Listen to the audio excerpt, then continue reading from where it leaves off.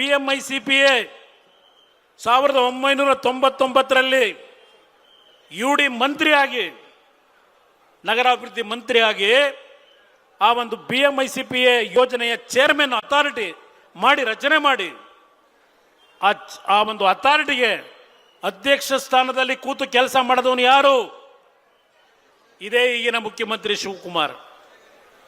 ಯಾವ 20,000 ಎಕರೆ framework ಅಗ್ರಿಮೆಂಟ್ನಲ್ಲಿ supreme court high court ಆದೇಶ ಕೊಡ್ತು, ನೀವು ಏನೇ ಕಾರ್ಯಕ್ರಮವನ್ನು ಆ ರಸ್ತೆ ಯೋಜನೆ ಮಾಡಬೇಕಾದ್ರೆ ಆ ಫ್ರೇಮ್ವರ್ಕ್ ಅಗ್ರಿಮೆಂಟ್ನ ಒಳಪಟ್ಟು ಕೆಲಸವನ್ನು ಮಾಡಬೇಕು ಅಂತ ತೀರ್ಮಾನ ಏನು ಕೊಟ್ಟಿದ್ರು. ಆ ಸುಪ್ರೀಂ ಕೋರ್ಟ್ನ ಆದೇಶಗಳನ್ನು ಹೈಕೋರ್ಟ್ನ ಆದೇಶಗಳನ್ನು ತಿರುಚಿ ಆ ವ್ಯಕ್ತಿಗೆ ಮಾರಾಟ ಮಾಡಿ ನಿಮ್ಮ ಬದುಕನ್ನ ಜೀವನ ಮಾಡ್ತಿರ್ತಕ್ಕಂಥ ಈ ಕಾಂಗ್ರೆಸ್ ಪಕ್ಷ ಕುಮಾರಸ್ವಾಮಿಗೆ ಪ್ರಶ್ನೆ ಮಾಡ್ತೀರಾ?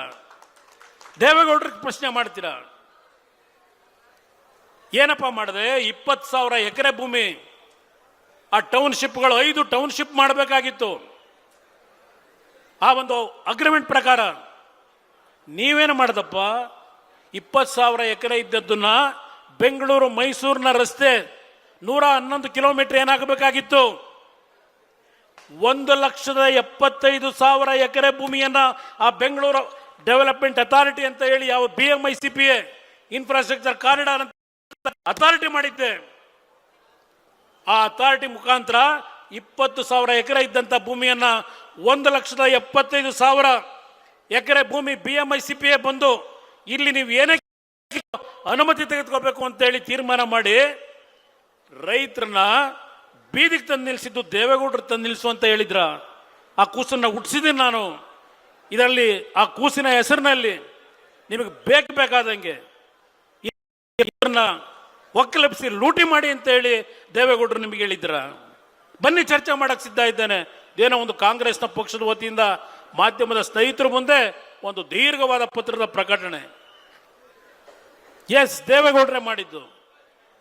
ಯಾವೊಂದು ಬೆಂಗಳೂರು ಸಿಂಗಾಪುರ ಮಾಡ್ತೀವಿ ಅಂದ್ರೆ ಬೆಂಗಳೂರು ಜಲಾವೃತವಾಗಿ ನಿಲ್ತಕ್ಕಂಥ ವಾತಾವರಣ, ಬೆಂಗಳೂರು ನಗರದಲ್ಲಿ ಜಲಾವೃತವಾದಂಥ ಕಾರಣ ಇದೇ ಈಗಿನ ನಗರಾಭಿವೃದ್ಧಿ ಮಂತ್ರಿಯಾಗಿ ಈಗಿನ ಮುಖ್ಯಮಂತ್ರಿ ಮಹಾನುಭಾವ ಅವರ ಮಹಾನ್ ನಾಯಕರು ಸಿಂಗಾಪುರ ಮಾಡ್ತೀವಿ ಅಂದರು.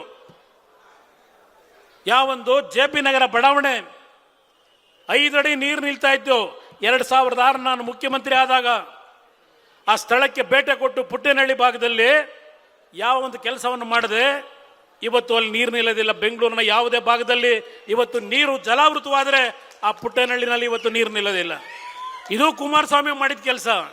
ನೀವು ಮಾಡಿದ್ದೇನು ಮಾಡಿದ್ರಪ್ಪ ಮಹಾನ್ ನಾಯಕರು?